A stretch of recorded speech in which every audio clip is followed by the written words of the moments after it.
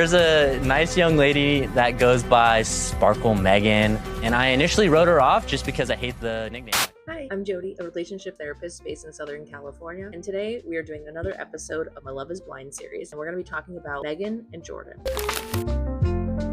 Megan, who originally started kind of introducing herself as Sparkle Megan. My friends call me Sparkle Megan. That was kind of an interesting choice. It did feel like she was kind of leading to that a little bit. I wasn't really sure why she needed to keep saying it to everybody, but I guess it does kind of start to create a persona or something like that. But I do remember kind of questioning in the beginning, like, why does she keep saying Sparkle Megan to everyone that she's meeting? I've never kind of done that for myself, but I understand if she's just giving an intro and has like her kind of bit that she's doing. It did feel like she was kind of like leading with her money a little bit. Overall, I really enjoyed Jordan. He felt like a really wholesome person, and this was one of the couples I was really hoping that they would work out. They were one that I did have definitely a lot of concerns that they were not going to work out, but I was really rooting for them. So I already kind of mentioned some of the things I noticed in the beginning. I think Megan is, I'm sure, a really nice person. I just did kind of notice it is kind of hard to, when you're having this lifestyle, to not talk about it to some degree, because it's kind of hard to hide. Her financial situation definitely affects her lifestyle and how she spends her time and the things that she's used to doing and the type of people that she's around, to be honest. Bless you. I could definitely see that was like going to be one of the themes of, does money matter? The other theme besides the money was also Jordan was the only person on the cast that had a child already. I am a single dad. And that is a whole nother thing, a world to be entering into. When you are going into a relationship with somebody that has a child, you're legitimately like going into like their world. You can't necessarily have the same life that you had before, because all of a sudden you have like this small living, breathing thing that is a big component of your life. You have a lot more structure. Like, let's say Megan travels, right? You're not going to necessarily be able to do that the same way when there's a child involved. They're going to school. They have the other parent around. You don't want to have too much instability in that. Doesn't mean you don't want them to have good experiences, and you can of course still do some of those things, but the frequency of it and the freedom, let alone Jordan has his own job that he might not be able to take all that time off, because yes, money does come with a little bit of freedom and flexibility. That's something that I know, like even in my business, like I value quite a bit. I get to make my own schedule. I don't have to work evenings. I can take a longer weekend, and I set that up, but that's not something that necessarily everyone get to have. Maybe not even things every person wants. There's also risks and things that come with that. But Megan is definitely in like the top percentile of earners, and so it's not necessarily something that you can kind of avoid how that's going to affect the dynamic between them. I wanted to make a quick side note here. I really did love them in the pods. It was, one of the major themes for Megan was, hey, this is not who I normally would go for, but I'm trying to go for something different. She did meet the guy that she normally would go for, which was Mike. Like, I want to be able to build an empire with somebody, and I think he would be a great person to do it with. Mike was definitely not my favorite person. That was kind of what Megan was picking up on, is it's the guy that already had an established career, already had money, a little bit of a douchey vibe, I'm gonna be honest, and I think he almost kind of like acknowledged that as well. And I get it. You could see there was moments in there like when he knew that he might lose Megan, his insecurities kind of came out, and there were moments you got to see a little bit of his vulnerable side, but other than that, it was a little bit more of an arrogance. There were times where I think there was one where like he left the meeting, he was trying to control things. It's understandable, but definitely something you'd want to kind of keep an eye on in a relationship. It's like, is this person trying to force this thing, or what happens when I don't make them happy or they feel hurt? How do they respond? I wouldn't have been surprised if Megan chose Mike, because again, this is our attachment stuff. There's something that's playing out there that it's so easy to repeat. I was kind of really hoping that she would go for Jordan. I was very mindful that that doesn't necessarily mean that was going to work out. There's a reason we don't choose those people, and it can get kind of hard to undo that stuff, even though it's things that we want. For this couple, so then they kind of moved out of the pods. Things seemed great. Kind of getting used to each other a little bit when they were like in the getaway after the pods. That was really interesting to watch. It was a couple. Jordan wouldn't link up with Joe. How are they behaving together? And she was like, ooh, I kind of don't like some of this. He was just kind of getting a little excited and a little bit getting a little obnoxious at times, but he was just having a good time. They were able to kind of make it through that. I thought that was really good. And then they got back home. Things,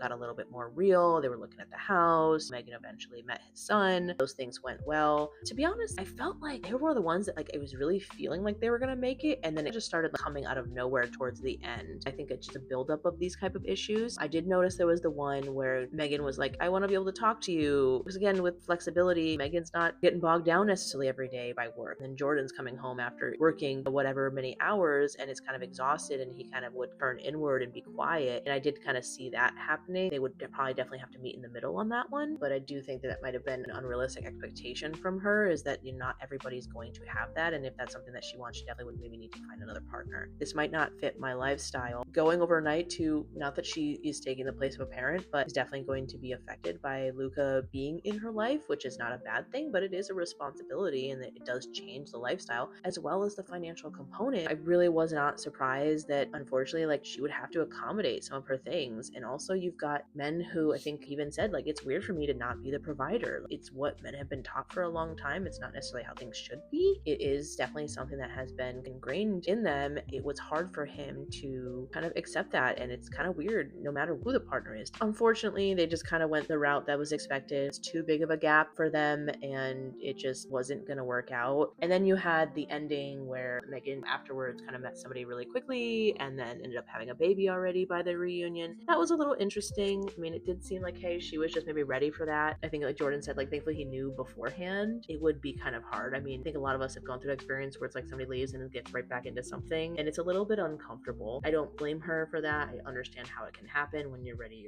and you jump in. But it was definitely kind of interesting. I think it wasn't so much about the child component. There is something about having a child with someone together. It was more a little bit about just their means. He's kind of well off and they can have a similar lifestyle and they're a little bit more aligned in that. And unfortunately, it did seem like that was kind of the thing that tanked Megan and Jordan's relationship. Stay tuned. I'll be talking about another one soon.